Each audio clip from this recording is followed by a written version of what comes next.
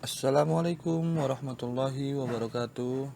Kami peserta Latsar CPNS 2021 Angkatan 39 Kelompok 2 PPSDM Regional Bandung, yang terdiri dari Ansar Yusuf SPD, Fitrianda SPD SD, Haryana Natalia SPD, Popi Dwi Zasria SPD. Materi kami yaitu perjalanan dinas PNS pada era new normal. Infografis perjalanan dinas pada era new normal. Berikut penjelasannya. Yang menjadi landasan yang pertama, Surat Edaran Menpan RB nomor 58 tahun 2020. Yang kedua, Surat Bupati Inhil nomor 862 garis miring BKPSDM strip PKP KPA. Yang pertama, pegawai menyesuaikan sistem kerja yaitu melalui WFO atau WFH. Kedua, pelaksanaan kegiatan dengan memanfaatkan teknologi informasi dan komunikasi. Ketiga, tetap mematuhi dan melaksanakan protokol kesehatan.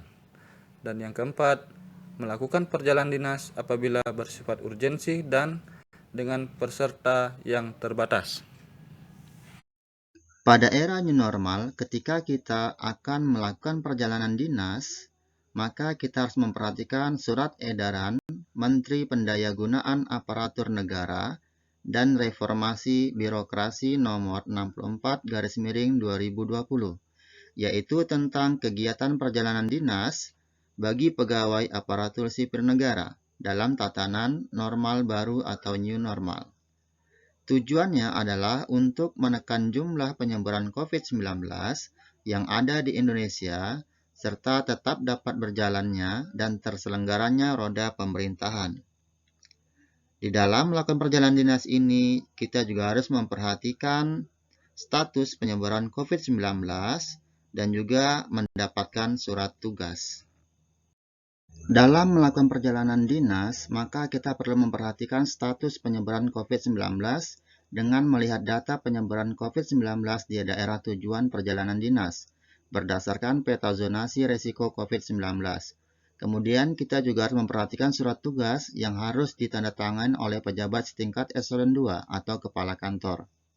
Kemudian dari tingkat kepentingan, maka pejabat pembina kepegawaian atau PPK juga diminta untuk memastikan agar penugasan dan penerbitan surat tugas perjalanan dinas kepada ASN dilakukan secara selektif, akuntabel, serta penuh kehati-hatian sesuai tingkat urgensinya.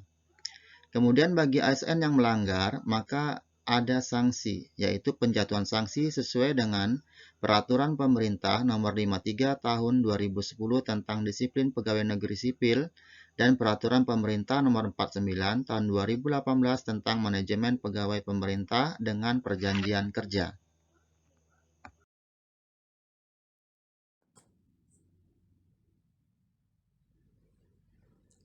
Selain mengatur penyesuaian sistem kerja dan perjalanan dinas, Surat Edaran Menpan tersebut juga mengatur panduan dalam pelayanan publik, sehingga kelancaran layanan kepada masyarakat tetap terjamin.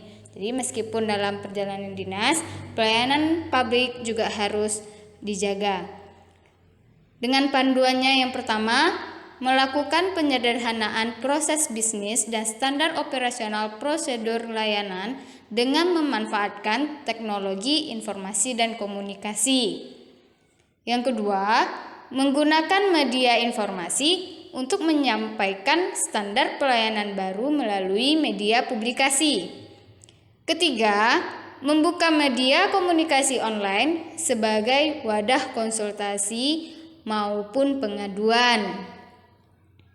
Yang keempat, memastikan bahwa output dari produk pelayanan yang dilakukan secara online maupun offline tetap sesuai dengan standar yang telah diterapkan.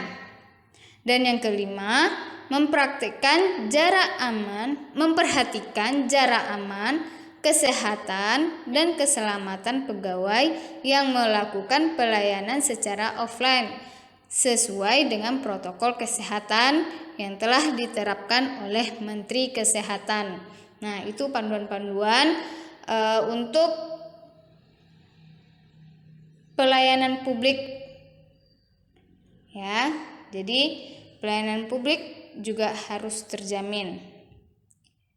Selanjutnya, pemantauan dan pengawasan bagi pemimpin.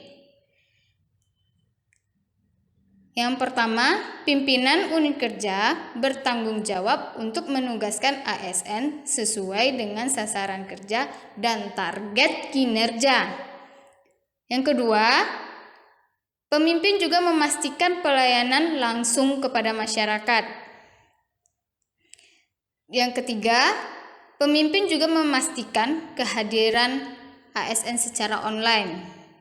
Meskipun dalam perjalanan dinas keluar kota, tetap kehadiran juga dicek.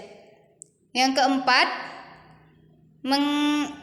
menerima, memeriksa, dan memantau pelaksanaan tugas secara berkala.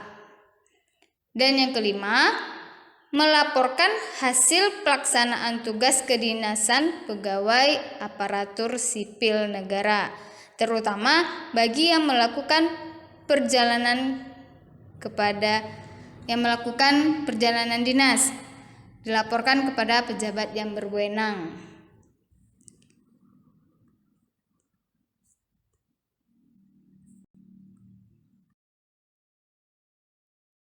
Tanggung jawab ASN dalam melaksanakan perjalanan dinas. Yang pertama, menaati penugasan yang ditetapkan.